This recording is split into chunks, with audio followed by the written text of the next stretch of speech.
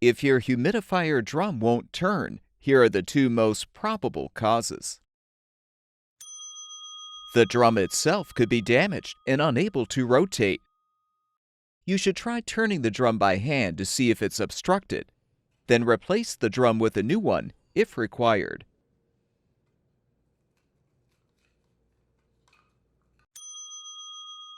It's also possible that the drum drive motor is defective.